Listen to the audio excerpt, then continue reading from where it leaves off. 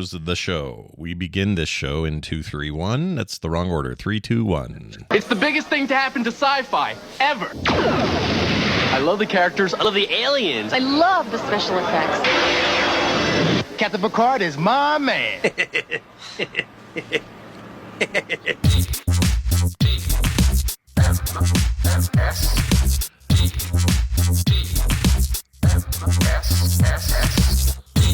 The Morning Stream. Talent in a can, ladies and gentlemen.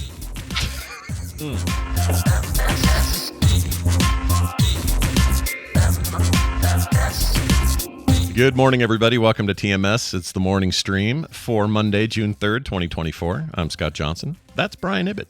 Hi, Brian. Well, hi. Hi. Hello. Hi. Hey, hi. You know, it's been a weekend. It's been a real weird weekend. We've had some real downs, some ups. I'm starting to go a little stir crazy. I need my wife home. She needs to come home. Sure. When is she back? Sunday? Saturday. Saturday, okay. Sometime Saturday, I think in the afternoon. And still haven't figured out what time I'm supposed to pick her up. So we're still, because she had to change her flight. It was supposed to be Friday, then it was Saturday, so Saturday the 8th. And she did that because she has some other family coming in town unexpectedly, And so they want to be there long enough to see them. So since her sister bought the tickets, it's no big deal to change them. So she's eating that cost. Everything's good. Oh, her sister bought them all for helping her move and drive and everything. Her sister bought them all Nate Bargatze tickets down there at the Biloxi. That big, they have a big arena down there. I forgot the name of it. Biloxi something. The Biloxi Dome. Let's call it that. The Biloxi Dome. I like that. For lack of a better If that's term, not it should be. It's pretty good. Yeah. Anyway, they went and saw him and said that it was great, brand new material. Nice. I guess he's getting ready to do a special, and they all had a real good time. So anyway, she's having a blast. I'm a little miserable without her. So her income home. Yeah, I'm not good without her. I kind of suck without her, to be honest. Yeah, Tina would be when she was doing her investigations job years ago. She would actually have to go on details that would last sometimes 4 weeks. Oh my gosh. It would be, like she did one in Boston. So Tristan and I surprised her once, and we flew out there, and had her friends kind of bring her to a dinner that she didn't know that Tristan and I were going to be there for about halfway through. Did another one in Alabama, and it was tough. Those months without her were tough, but sometimes they have to go, and sometimes we have to stay here and hold down the fart, as it were. That's correct. Yep. I got to stop eating cereal for dinner, though. That's got to stop. That's got to end. That is not what they meant by part of a balanced meal, balanced breakfast. No, they mean to eat it in the morning and to not do it 2 days in a row or whatever it's been for me. But I had last night. Well, okay, so the kids were over on Saturday. Wait, yesterday was Sunday. Saturday, and everybody was here, and it was great. We got to see everybody, see the babies and everything, and the girls made dinner. So they whipped up something. It was great. We had breakfast for dinner, but in a good way, like, eggs and hash and the real good breakfast for dinner. Yeah, yes. Bacon and all that. And and then last night I was like, well, it's 6:30 and I haven't eaten. I'm a little hungry, but I don't want to go through any big, hoops here. And I also don't want to order any. I don't want to do any freaking ordering. All right. I don't want to spend more money than I need to. So I'm just gonna look. Let me just look and see what I've got here. And I look in there.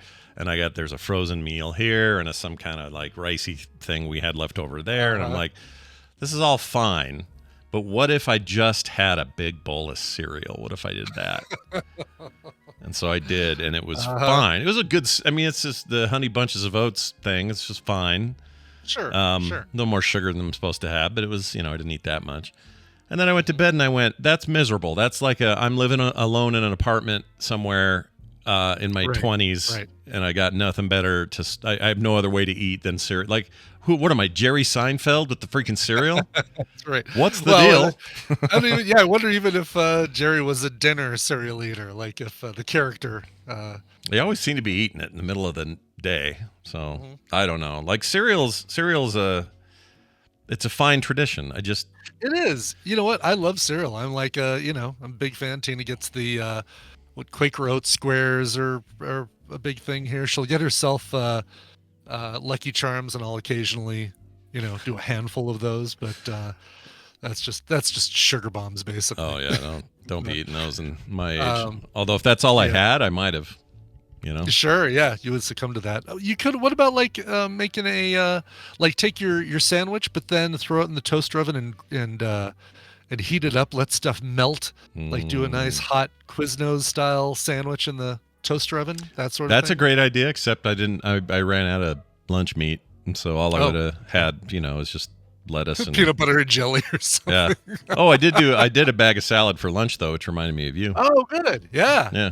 Brian's easy, right? Like I need to in the time it takes me to say bag of salad, I can make a bag of salad. Yeah. That's how quickly it is. It's cut it open, dump it in a thing. I am stupid, and if I don't tell this part of the story, Carter will get mad at me. She's over there listening. So I get the bag of salad, I take it out of the fridge. Yeah.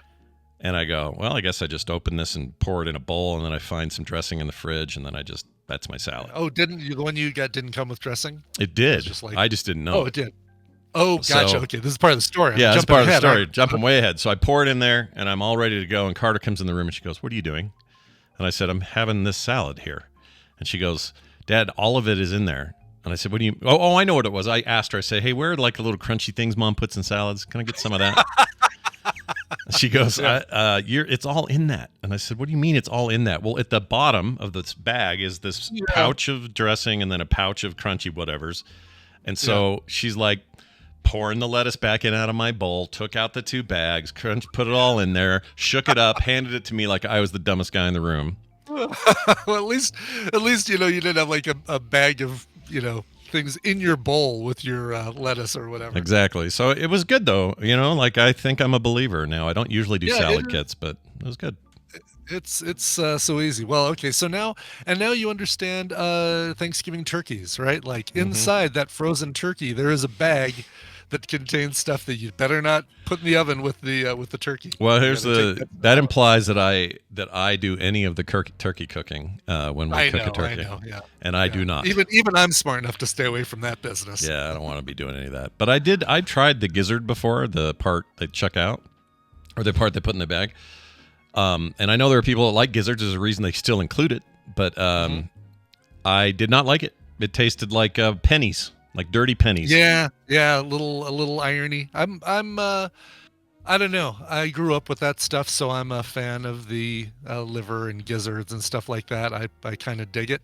Yeah. And it totally comes from, my mom would always get that. Like, we'd go to KFC and she'd get an extra thing of like the liver and giblets and stuff like that. Oh, I didn't know you could do that there. That's cool. Yeah. Yeah, they're deep fried. It's basically one more deep fried thing to eat, but still. Oh man, deep fried and we don't get along anymore. No, not so good. Not. Yeah, you don't want to be around me after about 4 hours after I ate something fried. Just stay away. Totally. Dr. Calhoun says, what kind of bag of salad already comes with dressing and stuff? The bags I see are just lettuce, or they have pre-made salads in little plastic bowls. Yeah, no, Dr. Calhoun, there's like Archer Farms makes them. I know King Soopers has a brand. Maybe that is the Archer Farms, but you've got basically your bag with all your lettuce in it, and then inside there you've got another little bag that's got dressing and croutons and seasoning. Like the one we do for Caesar salads has your greens, your lettuce, and then it's got shredded cheese, and then the dressing already has I assume already has like the anchovy in there and stuff, and then the seasonings and all that. Yeah. All the things you want, the little shreds of carrots, the little bits of whatever you want.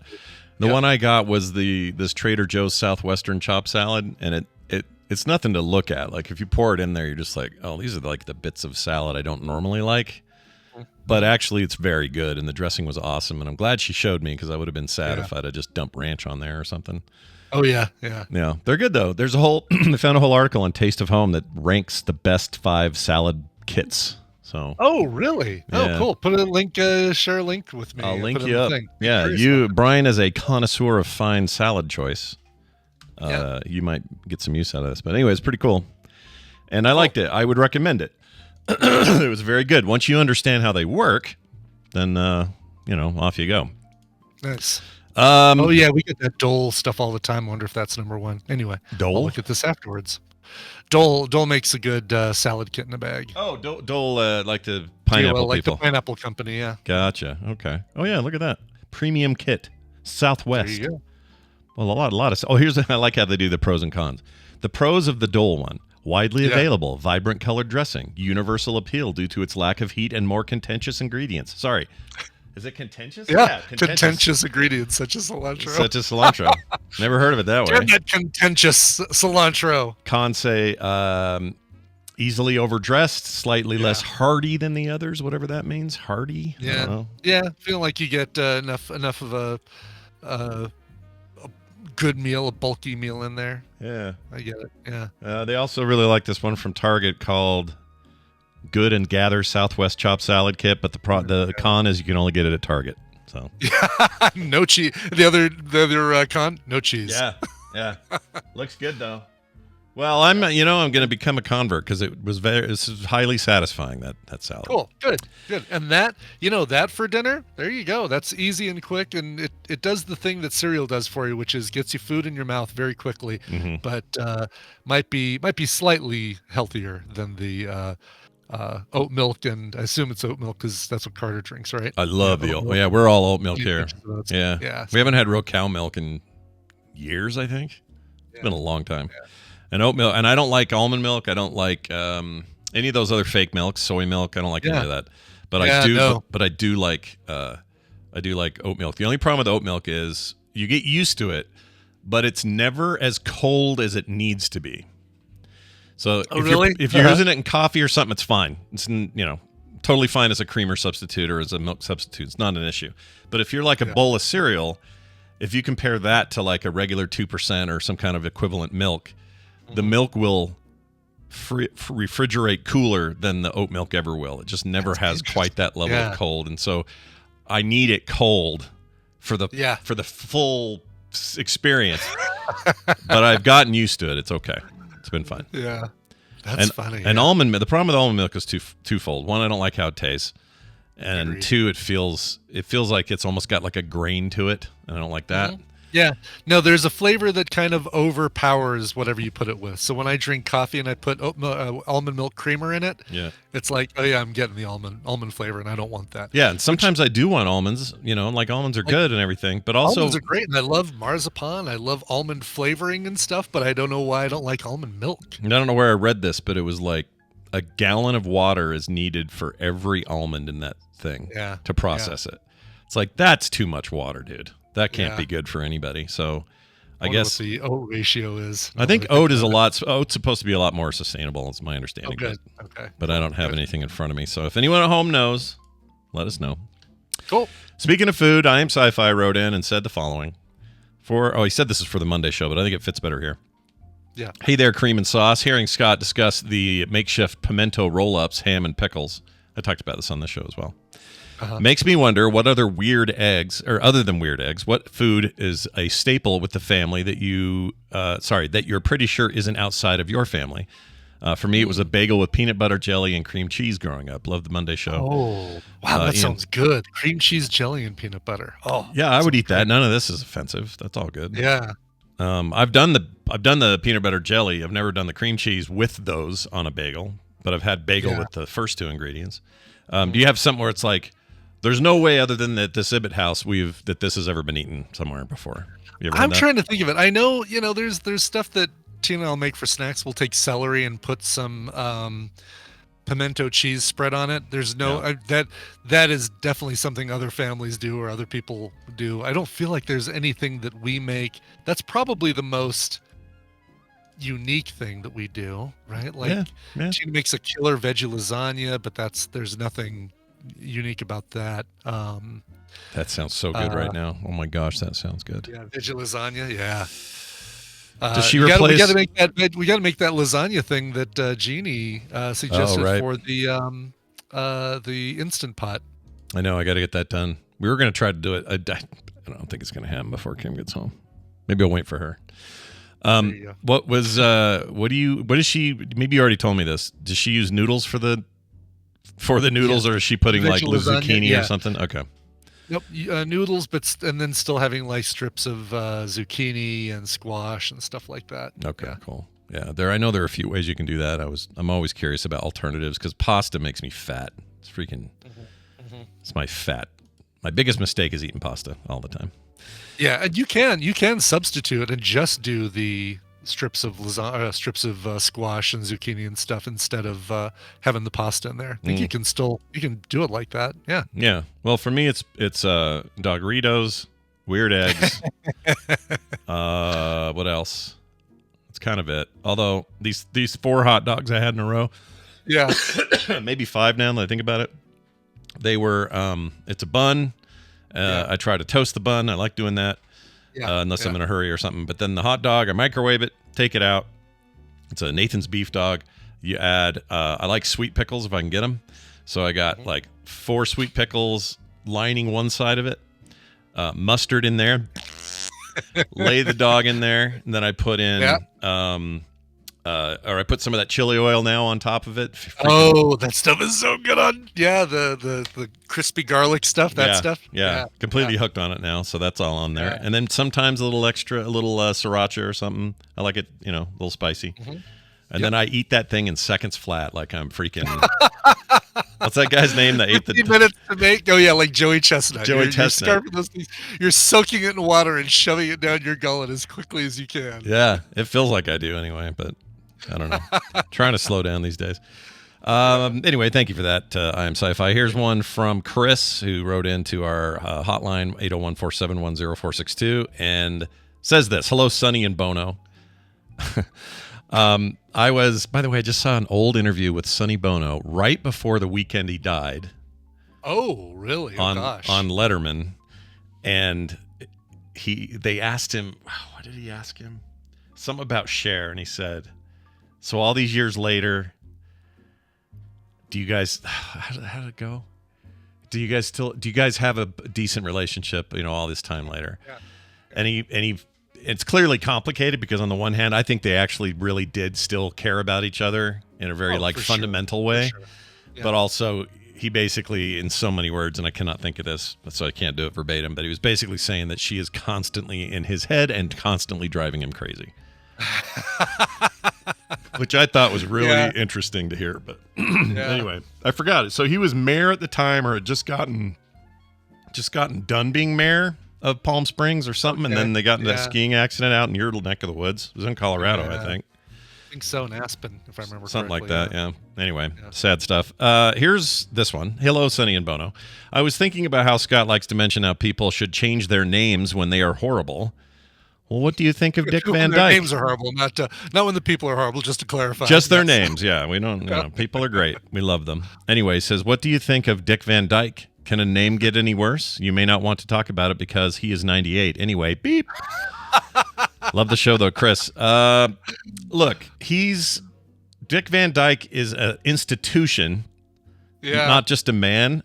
You're fine. He does not need to change his name. I know, yeah. It's basically, he's been a part of our lives for so long.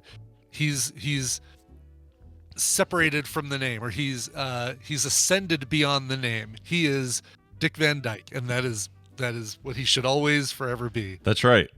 And you're right about his age. He's 98. His birthday is in December, so we're working on 99.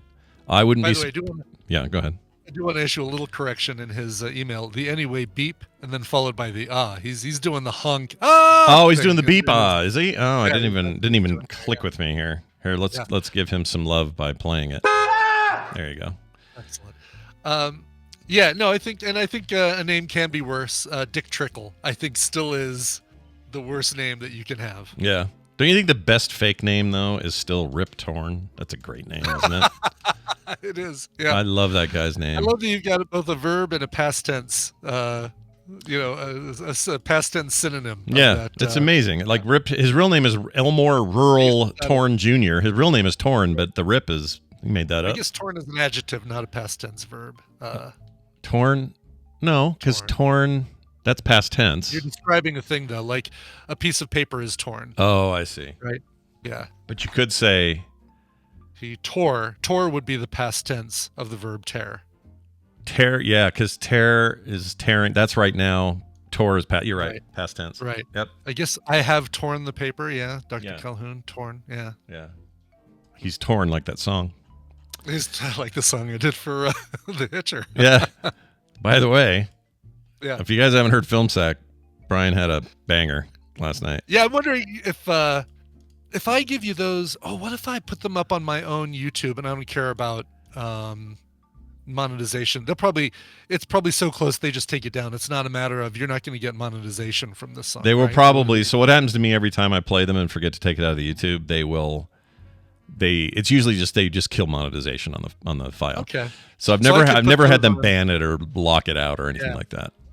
So I'll put them up on Coverville, take them off monetization. Then when you put up the Film Sack YouTube, you can just put a link to my song in there. Yeah, it's totally fine. I mean, 99% of people are still just audio listeners, so they all get it. But yeah, for those YouTubers who miss it, you can get it that way. It's a good idea. I just had fun with that damn stupid post shark jumping Chicago song. Boy, Yeah. it makes you wonder how the same band that came up with 25 or 64 turned out a piece of crap like You're the Inspiration. Sorry for those of you who probably maybe used it at your wedding or had your first dance to it at homecoming, but my God, that is No, dude, it's we built this city levels of bad. it really is, yeah. And the same kind of fall from grace as far as I'm concerned. When you go from Jefferson Airplane to Starship and then make shit like that. Because Jefferson Airplane has some bangers, man. Some great songs. They did. Oh, yeah. White Rabbit and Somebody to Love and Miracles, which we heard at the end of Crank. And oh my gosh, the arguments, someone just brought up that new Eminem track. The arguments I've gotten into online already about that song, because a whole generation of people are like, I can't believe he took Sugar Ray's song and used it in his rap song. I'm like, no, is there a Sugar Ray song that uses abracadabra? I guess there is. He covered it. And so I'm like, you guys, freaking Steve Miller is still alive. What are you doing? Yeah, and that was not a very good Steve Miller song. No. And so it's kind of nice to see those same ingredients get used for something a lot better. Yeah, I agree. And I actually think it kind of is pretty good. There's a lot of backlash about some of the lyrics, but I whatever. His lyrics have always been a little backlash inducing. Well, yeah, of course. That's what he does. It's Eminem, for hell's sakes. Bad lyrics. I write controversial lyrics. Something in one of his Mom Spaghetti, something. I'm trying to decide which Spice Girl to impregnate. That's right. There you see. That's not very nice, is it? So no, he's always been had doing that same conundrum, so it's fine. You get it, Marshall. You and Marshall Mathers have a very specific thing in common. Yeah, exactly. That's where we'd bond in our discussions. That's fantastic. Well, anyway, Dick Van Dyke does not need to change a thing about him or his life or whatever. No, okay. no. Clearly, I'll have what he's having. He's 98 damn years old. Let's get Dunaway in here and let's have some fun with him, like the toy that he is. We deserve it, we deserve to have him here, and he deserves to be here. And he's ringing, and now.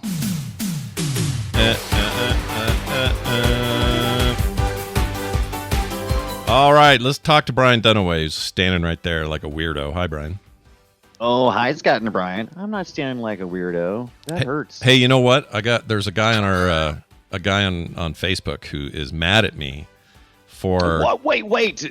Say no more. Well, it's in our tadpool, right? It's like directly from a listener who is angry because every time he doesn't like that I say kiss our butts and hang up on you.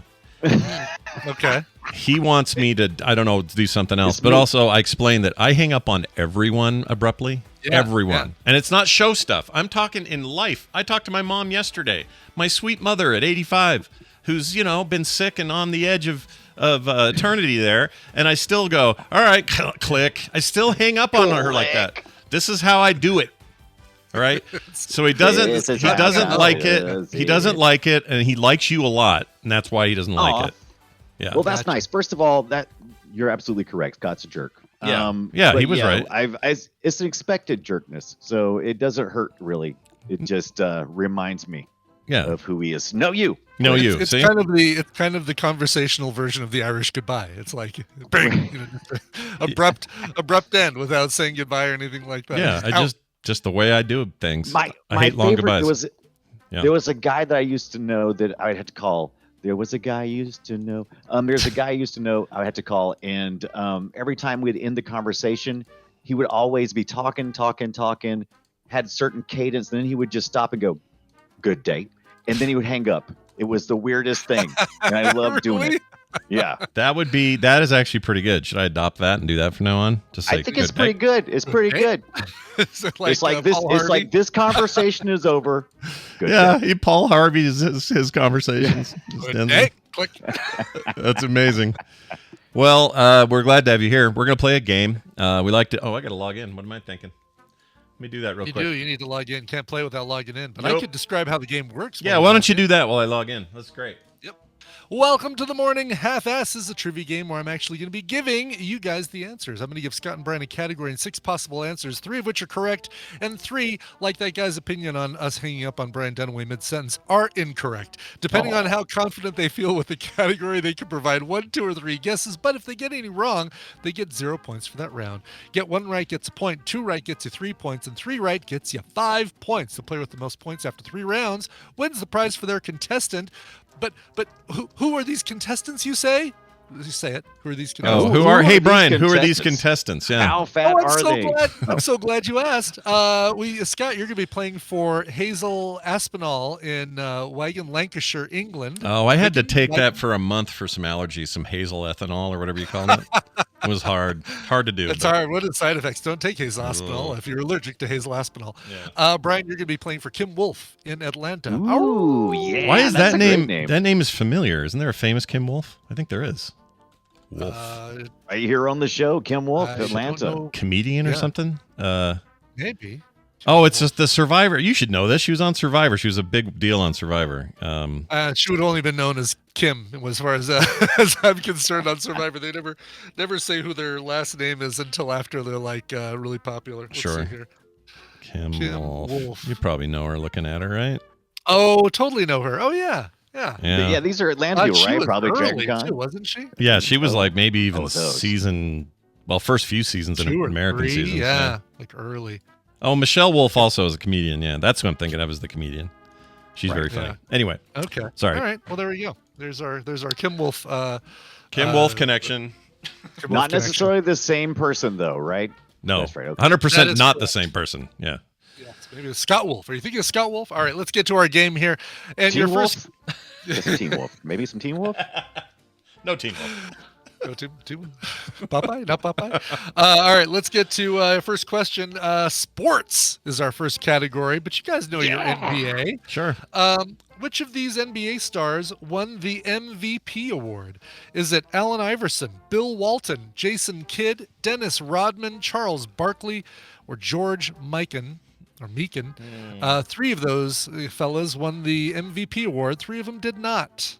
So most valuable player. So, but by what determination? Like Ford's MVP or No, some kind they of have real. they have an NBA one where they give you at the Okay. end. It's kind of like For the season, right? It's right for the for season. the season. They do it in Okay. football too, but the football thing's called something else. I can't think of what it's called. Same Yeah, thing. the Heisman Trophy. Is that no? It's No, the Heisman's college, right? That's college. What is it? Or Oh shit. is Maybe- it just MVP? I think it's the they have the Super Bowl MVP. What do they have for the season of? I thought they had a whole Football. league thing, like a season. Yeah, I thing. thought they did too. Anyway, definitely not Heisman. I got my answer. Okay, all right. Let's see. You guys have gone all over the board. Bill Walton did. Why is it not receive the MVB?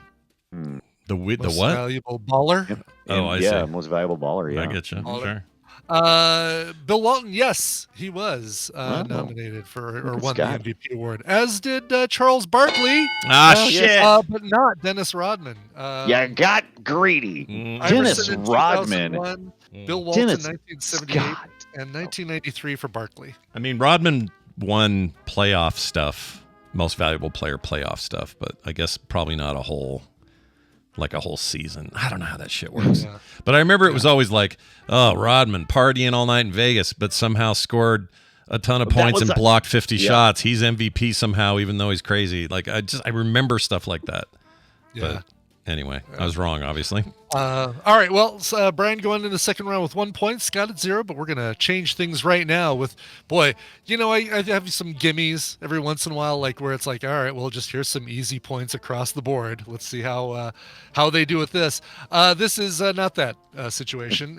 Words for platypus in other languages. Words for platypus. Oh, my God. In other languages. Your choices are Ziobak, Chiako, Utkonos, Dwas, Hloop, and Nabjer. Look, 3 of those I like are names for platypus in other languages. 3 of them are not. I can even tell you the 3 other languages, and I don't even know if that would help you. They won't. It None would of this will not. help. Yeah. I don't know any root words from any of these other languages. These all feel wrong. Sometimes it can like reason through stuff. Yeah. But there's no reasoning here. I don't have a large enough database of languages. Let's see. That's right. Oh, did I mispronounce it? Fuzzy bipolar bear. Okay, after we lock Platypus. it in. Yes. Platypus. All right. Let's see here. You guys, again, all over the board here. Brian just went with 1. Scott went with 2. I'll just say the only one you guys got right was Nabjer. Damn That it. is the Swedish one, but I Oh. think I did. That's let's see. here. Nabja. Nabjur. There we go. Let's reveal that. Fuzzy bipolar bear Nebjer. Okay, so Nebjer is how that's pronounced. Interesting. Nebjer? Okay. Yeah, my card doesn't have the umlauts over the A. So, so- Nebjer is which language then? Oh, if I had It's seen the Swedish. umlauts, Swedish. I would have gotten it. So it's Sure. Swedish. Utkonos or Utkonos is Russian. Yeah. Ziobak is Polish. The other 3 are words for silly. Dwas is Dutch for silly. Chiako is Italian for silly, and Hloop is Czech for silly. You're so hloop. The guy does it. Hloop. You do a dance and make a funny face. Oh, don't be so hloop. Hloop. All right. Well, now we should be doing a lot better with question number 3. It's food. We all like food. Sure. Food. God, I totally needed phonetic pronunciations for that one. You're right. All right, let's go to food for category number 3. Scott's still at 0. Brian at 1. This is for all the marbles. Types of pasta. And let's see how many of these names I'm going to butcher. You've got Elice, Gemelli or Gemelli, Nuragus, Ortrugo, Orchette, and Zibibo. Zibibo. Zibibo. Your nickname in high school, everyone called you Zabibo. Zibibo feels like it should be. Zibibo. Yeah, no, I was Bibby in high school. They called me Zabibi, or no, with no Z, just Bibby. I don't see the extra option on here for none of the above. Oh, Scott's locked in. Damn it. All right. Yeah, I don't. Wow. All of these are it's total guesses. I have no freaking idea on this All right, stuff. going with that. Okay. All right, there we go. Wow, Brian playing it super safe. Just locked it in with 1. Scott locked it in with 2. Paid off for Brian. Ah, Elite shit. Yeah. It is a type of pasta. So is gemelli, but orchette is the other one. That one. Ortugo the sounds only like that. Ortugo sounds legit, like somebody It somewhere does, makes like that. Ortrugo or like a Bordium. Actually, the other 3, Ortrugo, Nurgus, and Zabibo, are all white wines. Oh, Oh. Yeah. Yeah, So you're a Barry's white out wine, there all right. shouting at us. He's out there listening, saying, "Brian, those other 3 are white wines." he's a torque but dork. He knows. He is. He's a cork dork. But there you go. That is the game. 2 points for Brian. That's enough to win it. Congratulations going to Brian, and that means by proxy, congratulations going to Kim Wolf Yep. in Atlanta. Ow! Good job. Not since your time on Survivor have you been such a winner. Congratulations. In fact, you get one of these. Congratulations. You're a winner. Who does our loser Oh, I win, didn't though? talk about what they get, by the way. Holy cow. Winner, so Kim Wolf, you're going to be getting a copy of Fashion Police Squad and Koromon. Awesome. That first game is awesome. It's like a Yeah. throwback first-person shooter pixel thing that is a riot. I love that game. Cool. Excellent. And because our winner last week already had it, Hazel, you're getting a copy of Yakuza Like a Dragon. Wow. So you're This is a both good walking pack. away with pretty good prizes. I good. agree. I think everybody wins on this one. Congratulations. Nice job. Hey, Dunaway, I'm going to not hang up on you today. I'm Oh, going that's to. nice. It's nice. Well, it went kind of short too, so I mean, why not? Yeah. We Plus, really- people forget that you and I may as well be brothers. We've known each other forever. Yeah. We're as close as you're ever going to be to any other friends in your life. There's never, ever anything mean going on here when it comes to Dunaway and us. So just so everyone knows, that's how this works. Hey, Brian Dunaway, I hope you have a wonderful day. Oh, you know what, Scott? I'm going to say as well to know you. Thank you. You can go ahead and hang up now, so I'll be last to hang up. Go ahead. Goodbye. No, okay. you hang up. Yeah. You hang up. All right. Hey, everybody. Well done. That was great. Love giving prizes away, and great game as always, Brian. Let's get into some news and see what we find in the news today. It's time for the news brought to you by... A guy that's alone in the forest kisses a dead body while 7 other guys watch. All right. Well, so... if he's alone in the forest, then where were these other 7 these 7 other guys watching from? Well, Doc and Sneezy and Dopey and these weird guys with these weird names. Seems like you might know the answer to this thing. And if is it a dead body or a sleeping body, Scott? Well, let's get into that, because whenever there's the fairy tale, you have to be woken with a kiss. It's a state of like, it's not death, I guess, but it's what, coma? If we had to give it a comatose, I guess, if right. we're putting it into actual medical terms. So in modern parlance, the way this works is this person's been in a coma. Somehow a kiss is all it takes. Yeah. And then these 7 little weirdos watch the whole time. Amy brings up a good point. He's not a doctor. He just sees a dead body of a woman in the forest and kisses it. He doesn't like, have any sort of medical degree to find out, oh, she's only sleeping, or she's, that's an interesting. Yeah, it's borderline necrophiliac going on there. Exactly. Yes. We don't like that. Not one bit. Nope. All right. Nope. Here's the story for you. North Korea. They sent over some garbage to South Korea in a balloon. They sent it over calling it balloons full of sincere presents for Goblins of Democracy. The Goblins of Democracy. Yep. It's this came from North Korea's Kim Jong, who is the sister to the current country's leader, Kim Jong-un. Defended sending in excrement-filled balloons, or series of balloons, to South Korea. Ship balloons. To South Korea, and said the balloons were sincere presents sent to goblins of literal democracy who are crying for the guarantee of freedom of expression, unquote. 99 shit balloons. In a speech carried by the North State Korean-run news agency called the Korean Central News Agency, or KCNA, on Wednesday, Kim said the international law cannot be applied to nor govern the flight trajectory of the balloons, refuting a claim from the South Joint Chiefs of Staff that the balloons launch is a violation of international law. She dubbed the balloon launch as North Koreans' freedom of expression. Her remarks appear to target the South Korean government's stance on allowing North Korean defectors to send balloons to the North, which mainly carry anti-North Korean materials that could undermine the legitimacy of the rule. So the way they do it is they turn right around and send poo-filled ones down to the South. Nice. Yep. She says she had... Yeah, go ahead. So it's like putting water in a balloon is difficult. Like, how do you get poop through the little nozzle, like without having somebody really gloves on picking up poop and shoving it into the opening? And then somebody has to blow up that balloon, right? Mm-hmm. I mean, I guess you just use a helium pump, but still. Maybe they hook it up to the source, if you know what I'm saying. Maybe that's what happened. Yeah. Bless you. My Excuse gosh. me. That was a loud one. No cough button? I could have, but it was so sudden and so harsh I couldn't reach in time. Holy guess, moly. okay, people are correcting it. I guess there were helium balloons that carried bags of poop as opposed to balloons filled with poop. Oh, Even though the headline says feces-filled balloons. Yeah, the headline's bad. Here, I'll show you, chat. This is what we got. Close that pictures. down. I'll click that link as well. North Korean... that's all. It's like a weather balloon. Yeah, so there's the bag of schmoo there. Yeah. And then they get that over there. Oh, look at this guy walking with it. They need a correction there, Korea Junong Daily. That's not a feces-filled balloon. That is a feces-filled bag being carried by another balloon. That's right. Yeah. We know our feces-filled balloons, and that is not one. That's right. Well, anyway, there's that. She added that the South Koreans should, quote, continue to pick up rubbish scattered by North Koreans in the future. So the trolling will not end. It will keep going. Yeah. All right. Yep. That seems like kind of a weenie a weenie thing to do, doesn't it? A Kind little of bit. is. That's like neighbor fight. Yeah. Like literal houses next door to each other kind of fight. Like, dang it, your dog. Well, never mind. I guess that kind of happened. Yeah. That kind of happened to somebody on this show. Yeah, it happens With, all. maybe poop that was left in somebody's yard, and they flung it across to the other.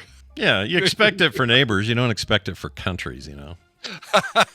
I could see my neighbor doing it. But by the way, I got a complaint about this same neighbor. All right. Oh, really? It's been a while. We get along. Now. Yeah, we get along. Everything's fine. But their kids are older now. They're little.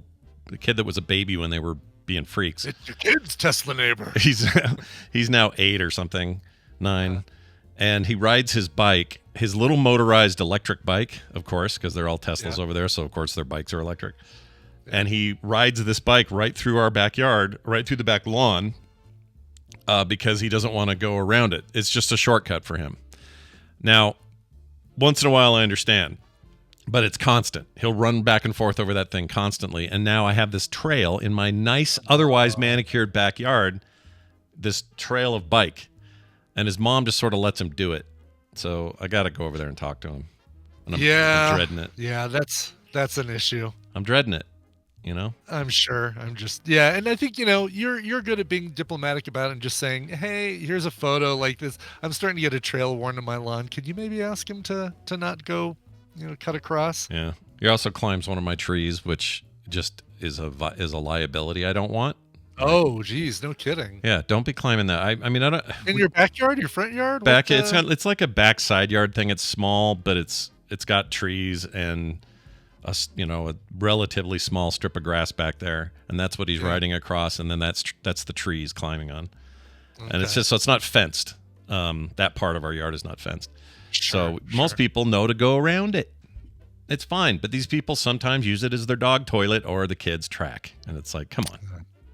Chris in the chat says get razor wire. I don't think I'm going to go that far. Oh, jeez. Yeah, I'm not going that far. Tina's dad, so they have a house on the corner, and so when it snows, you'll see tracks of cars that just cut across his lawn, or cut across back when he was alive, that would just cut across his lawn and leave tracks in his yard. And it wasn't like, there's a stop sign at the end of the street, so they're having to cut in a lot to miss that stop sign, like far into his lawn to do it. And he was thinking about like putting a cinder block under the snow, like basically putting in there before a big snowfall, so there'd be this hidden cinder block that they would hit with their car when they when they did it. We did that with a rock for where they back in over there, and that worked. And it was on our property, so it's not like they could move it, Yeah, no, totally fair. So you could totally do that.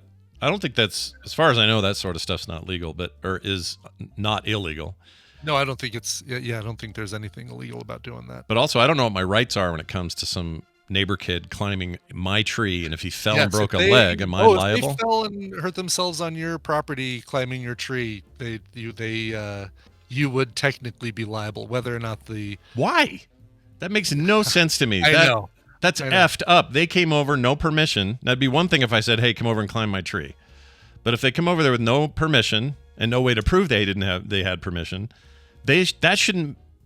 Those laws suck if that's the case. That's shitty. Yeah. Lame. Where is I'm sure there's a precedence or something. I guess. Yeah, I guess here's a Reddit thing. A neighbor's kid jumped over our fence and climbed a tree in my backyard. He fell from the tree and broke his arm. Now the parents are demanding that I should pay for medical expenses. F that shit. F that. Exactly. Yeah. I guess the answers that people are giving are just put a sign up that says, please don't climb this tree or something like that. And that's enough that's enough protection for you to be not liable for any injuries. That's what you gotta love in your backyard. A bunch of signs. One that says "Stay off my tree." One that says "Don't ride across my lawn." Don't poop your dogs here. Poop out of my yard. All that stuff. Yeah. Don't back your boat up on the side. Society people, we shouldn't have to put a list of rules in our yards. It's true. I agree with George over there. I agree. Yeah. There's that. Speaking of spills, a meat spill. I love the term meat spill. I think you put the word meat in front of everything, and it's funny. Yeah, I don't know why. Why is that? Why is meat funny? Meat cake. Yeah, it's funny. Meat head, meat Meat monkey. Whatever. It's funny. Yeah, But exactly. I like it. Meat spill forced a 4-hour closure spill. of I-880 northbound lanes in Oakland, California. So according to California Highway Patrol or CHIP. Patrol. Chip, like chips. Chips. In Oakland served. Oh, you know what I have? Whenever I say chips, hold on. I have this right here. Remember that show? Oh man, I totally do. Yeah. Had that the Ponch and John, man. What's his name? The dad of Chris Pine's in that. He's the guy's in charge. What do you call them? Not the general, the sergeant. That guy. Yeah. That's Robert Pine. Anyway. Oh, didn't know that. That's cool. Yep, they're related. Anyway, it says in Oakland, this thing happened. Issued severe traffic warning early on Friday evening after a meat spill. Reportedly, it was chicken and beef. These are all just parts. It says chicken and beef parts. Was it on its way to an airplane food service? Sure feels like it should be something gross like that. It said, let's see, the lanes were fully reopened shortly before 9:30 p.m. The alert was I don't care about that. Everything was shut down. Photos cleared. Social media showed a reddish sludge across all the northbound lanes of the freeway. Chat, here's a picture of it so you can see it. People at home who can't see it, trying to be better about telling them what we're looking at. Yeah, for the audio only listeners. It's a tiny photo, but this little truck, it basically is like a snow removal truck removing all this meat. Wow. Yeah, he's plowing up the meat. It's a meat plow. Apologies to vegans and vegetarians having to see that, but that's nasty. Ethel the meat plow. Yep. Anyway, they had to clean all that up. It was kind of a nightmare. Yeah. They got it all though. Oh. And Taco Bell said thanks for the extra stock. You gonna finish that? That's what Taco Bell said. Yeah. You're not gonna throw that away, are you? They were very happy to keep it and put it in them tacos. That is truly ground beef and ground chicken right there is what they're picking up. Yum, yum, yum. All right. On that note, we're going to take a break. And when we come back, we'll have a meat spill of our own with our own Bobby Frankenberger. He'll come on here and talk about some science. So stick around for that. We need a song, though, to break it up. So, Brian, what do we have to play? Yeah, this is a band that we've played before. They have an album coming out called Dark Days Night. It comes out June 5th. Oh, my gosh, comes out Friday. No, comes out Wednesday. That's weird. A movie. Book, whatever. Album that comes out Wednesday. Book movie. Neither of those things. Nope. Usually Friday's a release date for albums, so it's kind of surprising. This is the latest track off of the upcoming album Dark Days Night by this band from Dallas, Texas. They are the Intemperate Sons. This song features Amir Darak on vocals here. Here are the Intemperate Sons and Amir Darak with Cheese Louise and Talk Falling Under. All right, when I was like 6, I got so attached to one of my Animal Crossing villagers that when she left, I cried so hard that I threw up. Just give me the baby.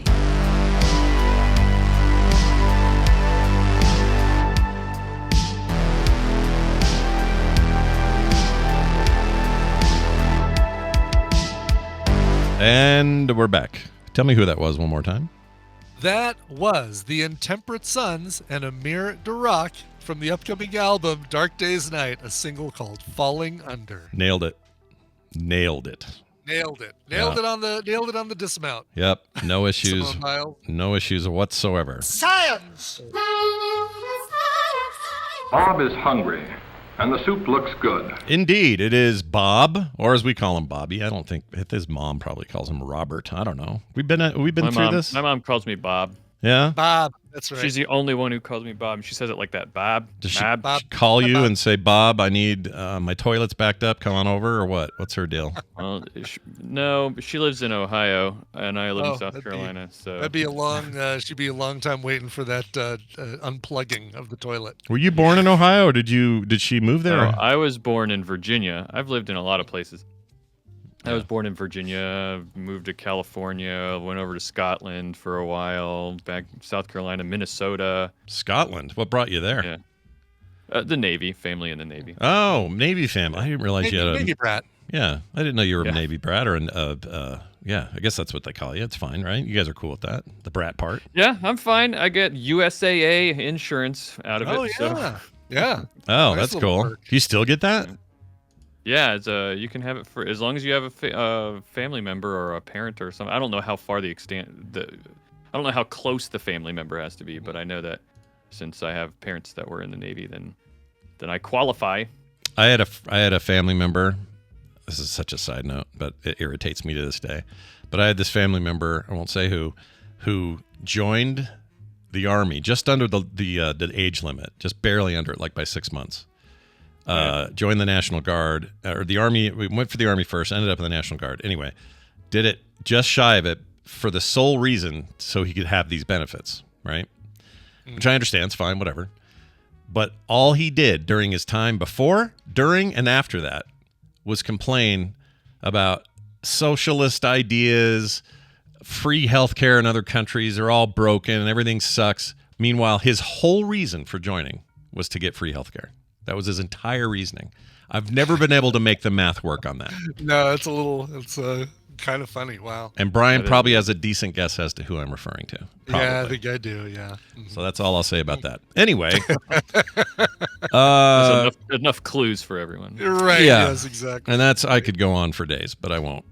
Bobby, it's good to have you here. Let's get some science in this week. It's early. We're starting our week fresh. Let's feel good about our scientific natural world around us. What do you got for us today? I wanted to talk about how we pee.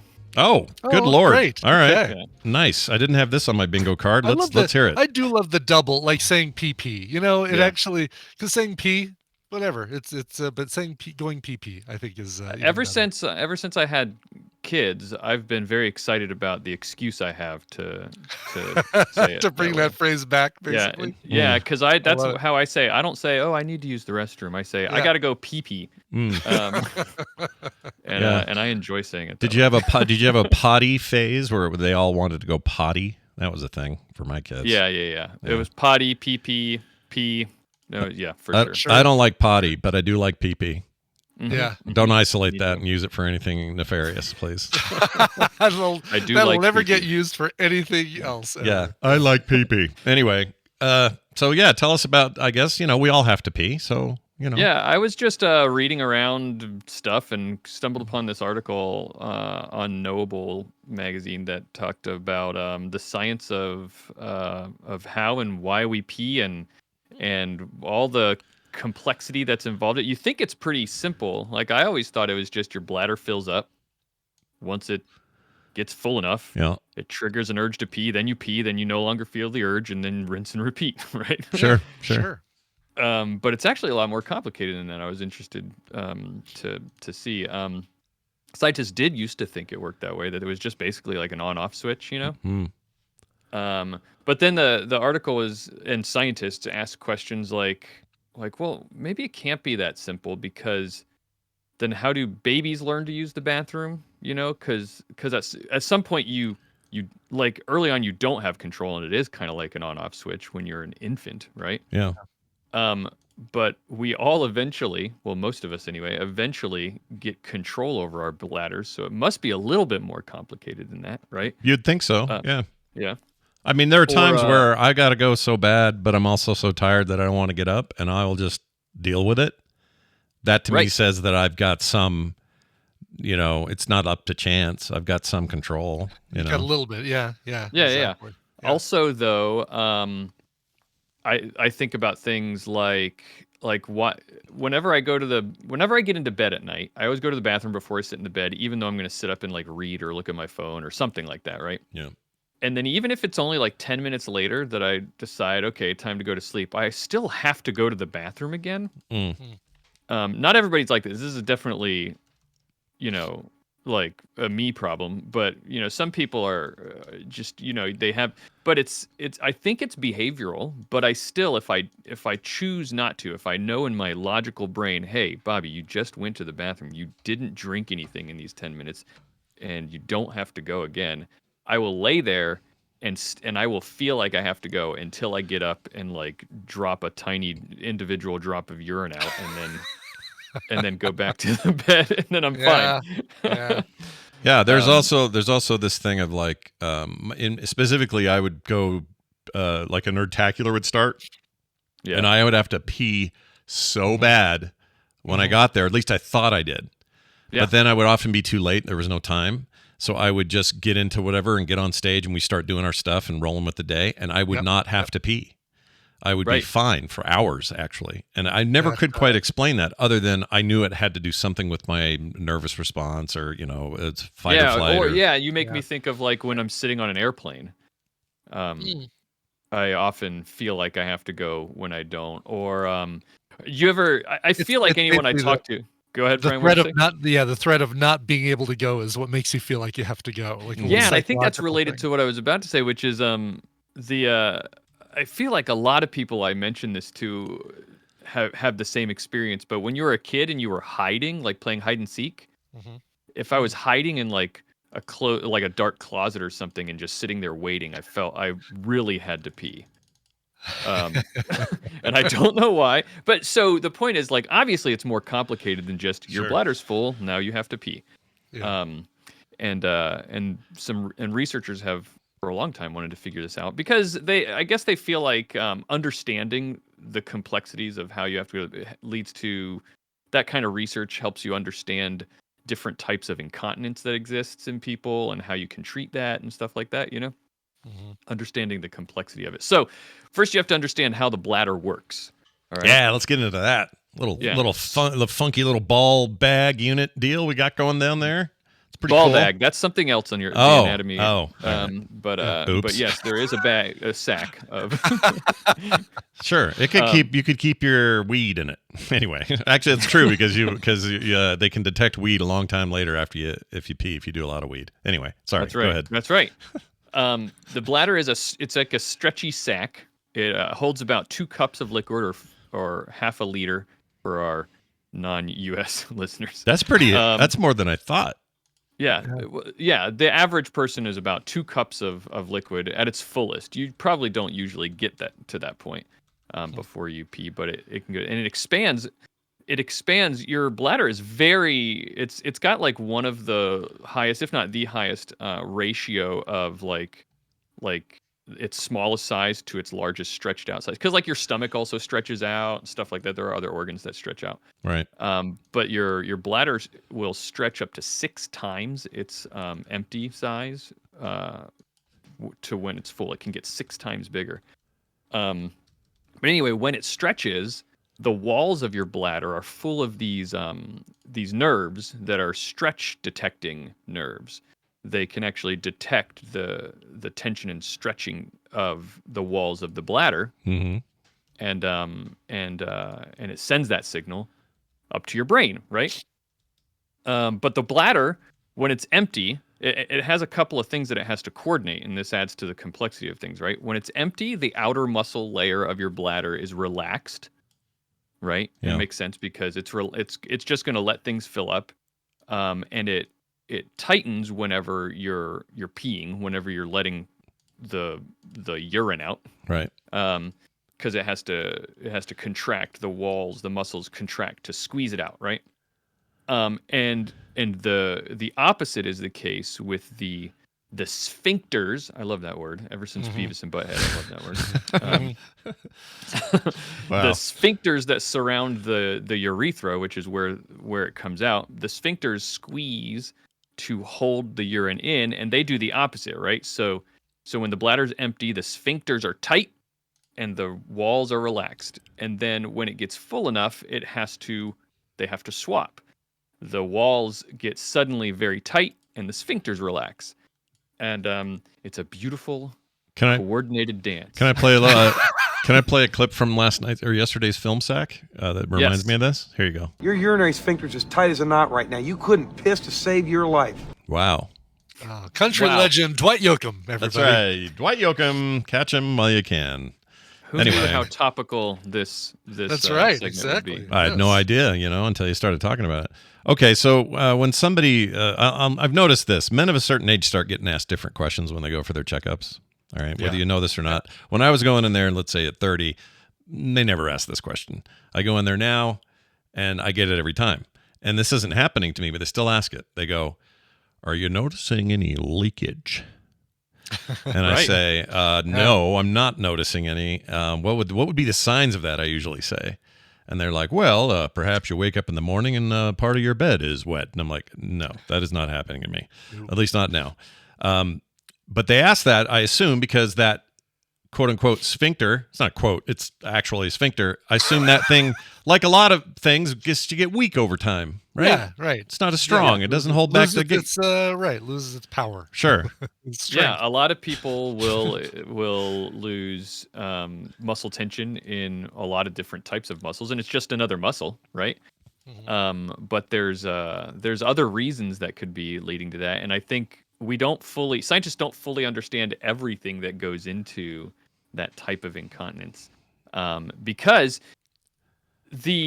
so that whole dance of switching and being able to hold your urine, being able to release it and everything has been a mystery for a long time. And it's only recently in the past couple of decades, maybe even a lot of it in the last decade, have we been kind of figuring out more specifically how the brain is involved. Because when you're an infant, it's just a spinal cord reflex, right? It doesn't even make it to your brain. It's just the bladder gets full, sends a signal to the spinal cord, which sends a signal back that says, let it out. Yeah. It's what do they call that though? Not auto, what is it called? You're thinking of an autonomic response. That's what I'm thinking of. Is that what that is with a baby or no? Yeah, sure. An autonomic response is it's basically a behavior that happens that you don't have to think about. Your heart beating, breathing, stuff like that. Yeah. It's all autonomic. And so, yeah, exactly. That's autonomic. But so there was a scientist back in the 1920s who decided he wanted to figure out a little bit more about what controls our peeing. And so he experimented on cats. And started. This is awful. We don't do a lot of this anymore, but used electrodes to burn out parts of the brainstem of cats to see if what would happen. Yeah, don't listen, Inara. That's terrible.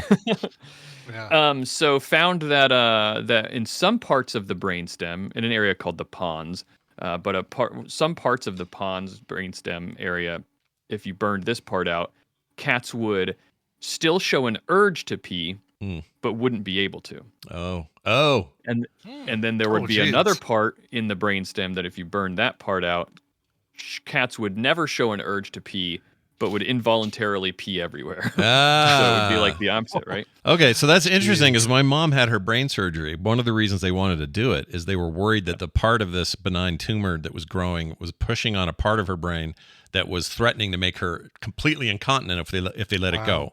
So they get rid of it. And she had some symptoms, not too bad, but like if she had to go bad, it'd be like, uh-oh, this is like a problem. She gets that out, nothing. It's all good now. So there must be like our brains have the same area, I assume, where if you squeeze it or cut it or whatever, you're going to have a problem. And in fact, we did find out that does, and the doctor was called Frederick Barrington. Barrington, I like that. Frederick Barrington. Yeah. Another more cats for you, Mr. Barrington. Shall we deliver them to the back door as usual? He did his Mr. research Barrington? at the University College London too, so he's definitely like perfect, like Downton Abbey probably style. Perfect. I love it. Tried to kill as many animals as Edison, Mr. Barrington. But he the area, that part of the brainstem was called Barrington's nucleus. It became known as. And so it was a stop in the signals. But so what happens is, what we now know through a bunch of research is that there's a very complicated multi-step process, and the simplified version of that is, so the bladder begins to fill slowly with urine. Eventually, the stretch sensing nerves in the bladder will send a signal to a part of the brain called the periaqueductal gray. Brain areas have very complicated names that all make perfect sense if you know what the Latin stems mean. But to normal people like us, they sound very complicated. But the periaqueductal gray, it's responsible for a lot of things, but one of the things it does is mediate certain autonomic and motivated behaviors, like you were just talking about, Scott, autonomic behaviors. Mm-hmm. So these signals of the full bladder get sent to the periaqueductal gray, and then that gets forwarded to another area deeper in the brain called the insula. that sort of acts as a sensor that says, okay, it's getting fuller, it's getting fuller, it's getting fuller. And then the more full it gets, the insula will fire off more and more signals. I like to think of it kind of like a Geiger counter. Like the more and more full it's going, like beep, beep, beep, beep, beep, beep, beep, oh, right? yeah. It sends more and more signals to the next place it goes is really interesting. It's the prefrontal cortex, which we hear a lot about because that's where they say it's kind of like the part of the brain that makes us human, right? Okay. It's one of the last parts that that develops, but the prefrontal cortex coordinates lots of sensory input, actions, and sort of coordinates in accordance with like internal information, like thoughts and memories and goals and feelings and stuff like that, right? Yeah. So it's interesting that the signal goes from this sensor signal goes to the prefrontal cortex, where they think that it does the job of determining whether it's socially acceptable to pee right now. Oh, interesting. Right? Really? So that's where a lot of this, great. like Dogs, like, do dogs not have this? They don't have this part of the brain. Maybe not. I don't know. They have to have something that regulates it, right? Because they do know to hold it a little bit. Oh, yeah, for sure they hold it. That's no question. Their motives might be a little different than ours, but they often do hold it. Yeah. But I've never seen one outside where it's like, I don't know if it's acceptable for me to pee right here. Yeah. I'll just or just until pee. they see something they want or want to claim as their own. That's true. That's true. They're working on a whole different like set of Yeah. motivations than we'll ever priorities, understand. right? Yeah. Right. So yeah, it gets to the prefrontal cortex where the question of is now a good time to pee happens, right? That's Yeah. where that question gets asked. If the answer is no, the prefrontal cortex will do what it does best, which is continue to inhibit activity or inhibit actions in the brain, right? The prefrontal cortex does a good job of saying no to the rest of the brain. So it'll keep saying no, but if the answer is yes, now I'm at a toilet and it's a good time to pee, or wherever, at a tree, who knows? Yeah. Or a bottle in the backseat of your car. Sure. Sometimes that happens. Whatever you need. Yeah.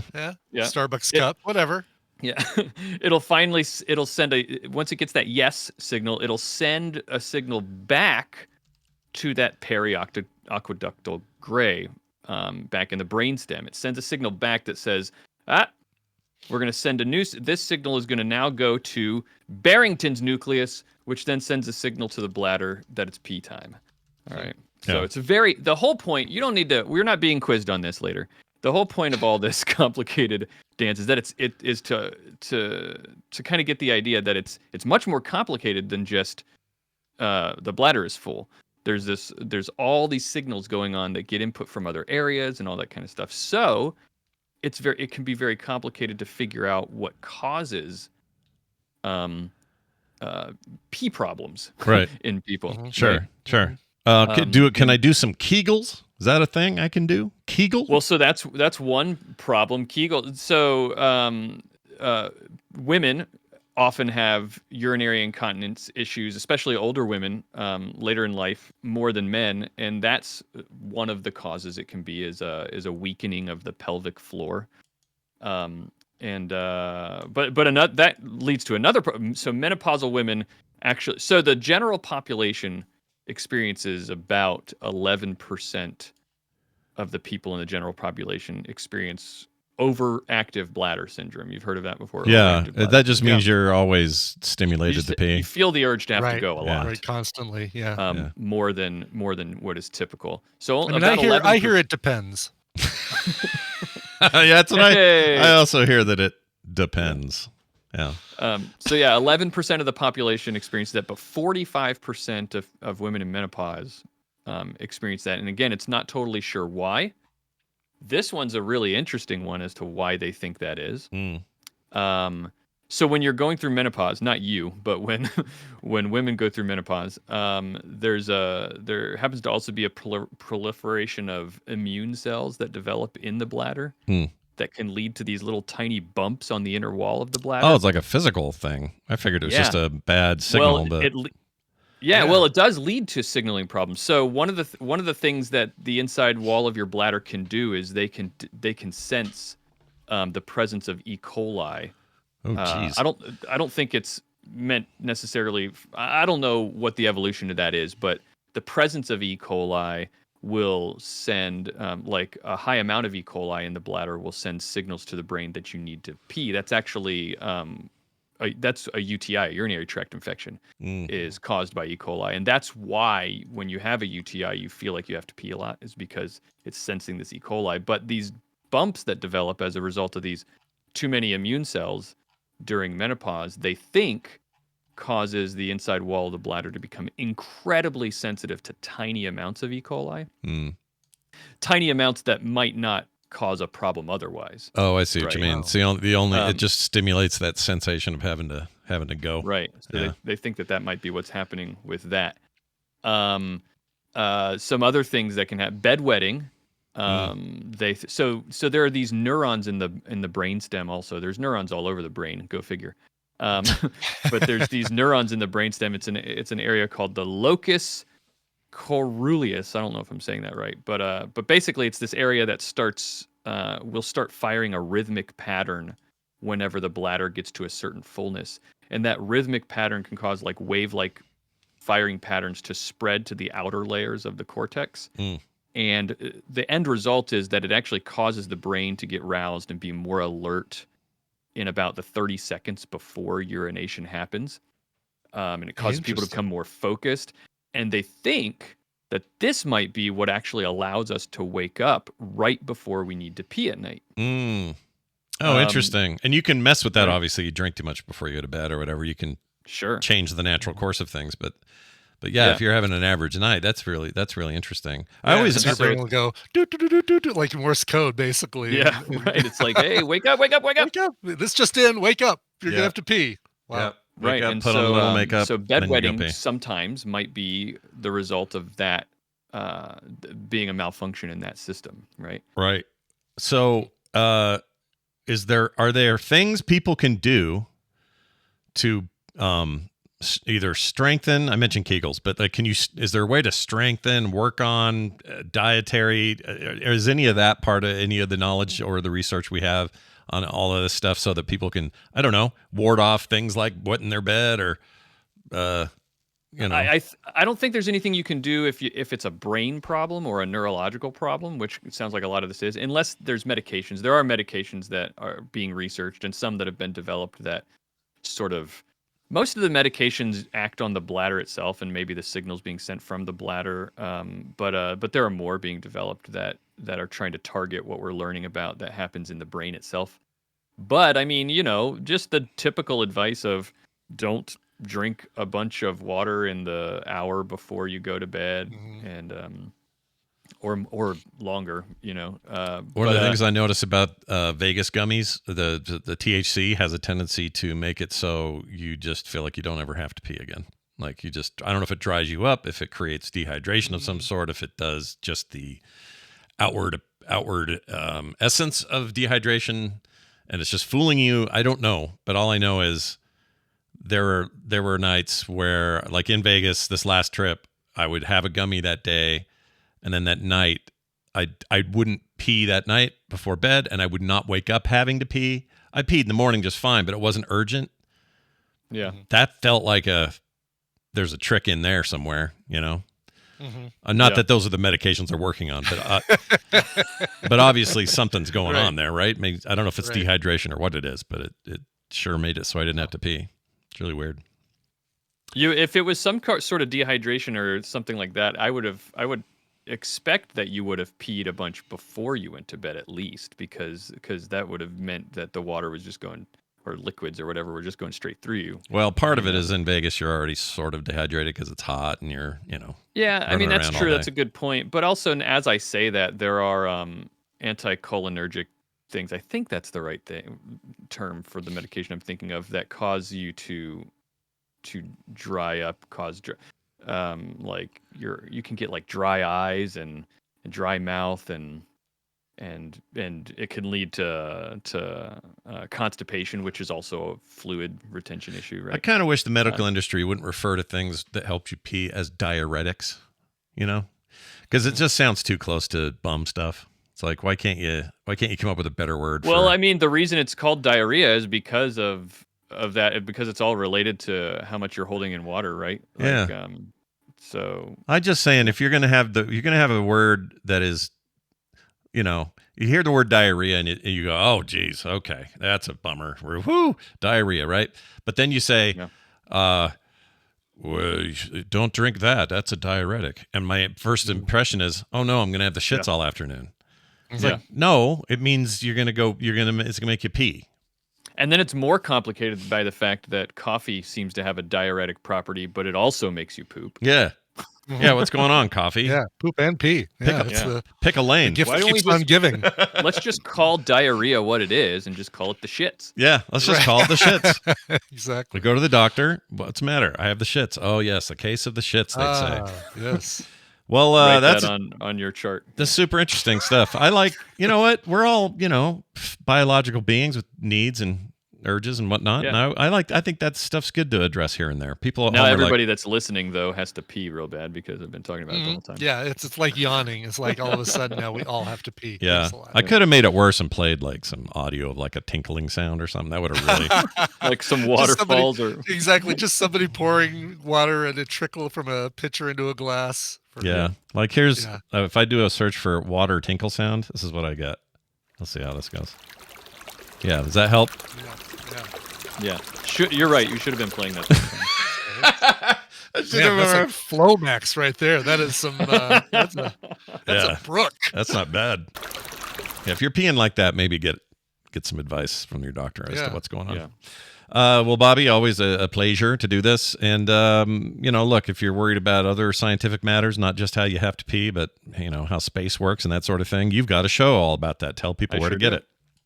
It's called All Around Science. You can just search it on podcast finder things or go to allaroundscience.com. Me and Maura talk about science stuff. That's what we do. That's what a science podcast is. This past Monday, today, what am I talking about yesterday? Today, the episode that came out, we talked about hot and warm-blooded, that's the same thing.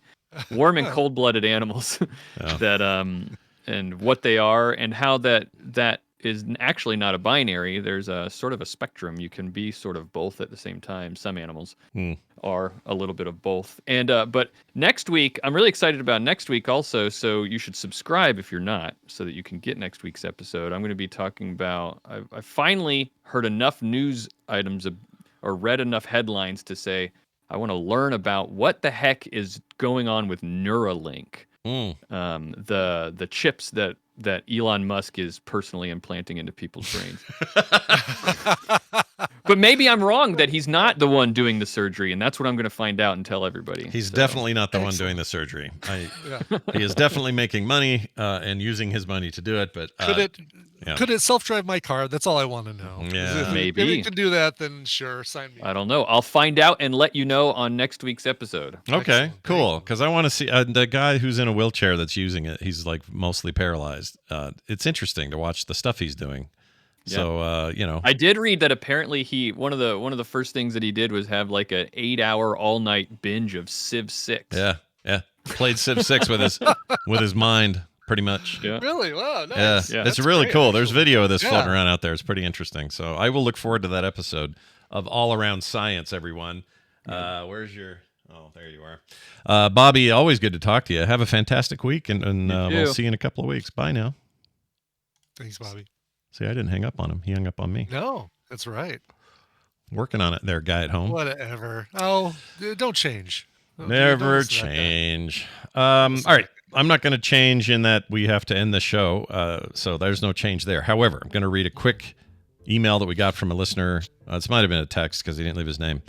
A perspective about how trucks work. We've been getting tons of stuff about backing trucks into spots. We apparently opened a real can of, not worms, but a lot of interest in this. We opened a real can of truck nuts. Truck nuts. We sure did. Oh, I saw a pair of those yesterday. It's been a long time. Saw them on the road. Yeah. I wanted to reach out and just yank them off. It's like giving your car a mullet. Yeah. Totally stupid. Anyway, he says some perspective on truck drivers and how they do it. He says, in regards to your truck drivers parking backwards, I am one of them. I drive a Ram 2500 and park backward. My reason for doing so is more of a personal reason. I used to pull forward, but one day I had to back my truck into a parking spot next to my garage to unload something from the box. The box, I assume, is like the bed, basically. Yeah. Is that what he means? Oh, he might mean the bed. I thought he meant like maybe, because sometimes they have those big like storage things that are like built into the truck almost. I don't know what those are Oh, called. right. Yeah, those like those tool boxes on the sides. Yeah, he might have been that. Across the back. Yep, probably more like that. He would have says- said bed if he meant the bed. Yeah. He says, next day, the cops called me and asked me if my license plate was missing.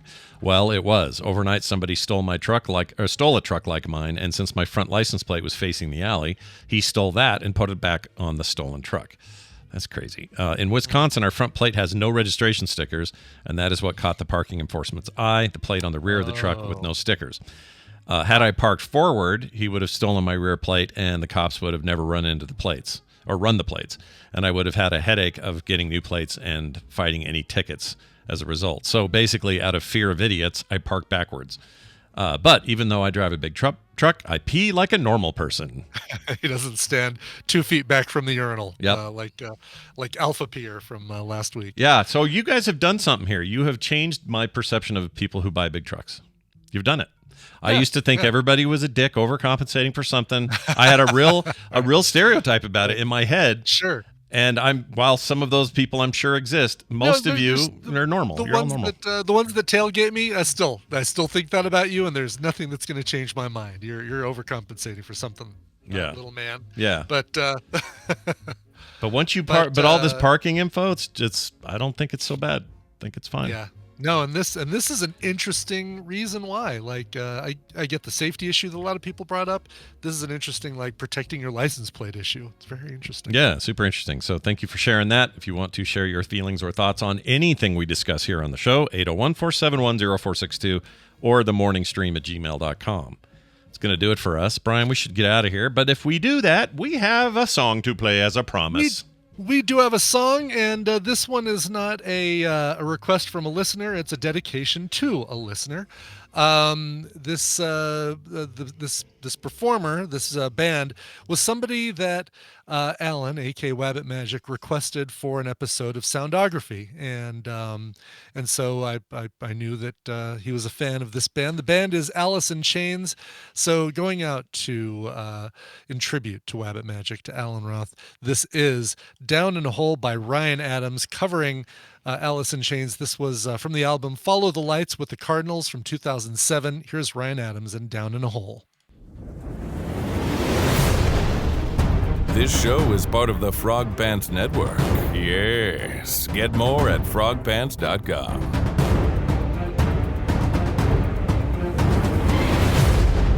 I just want chicken nuggets.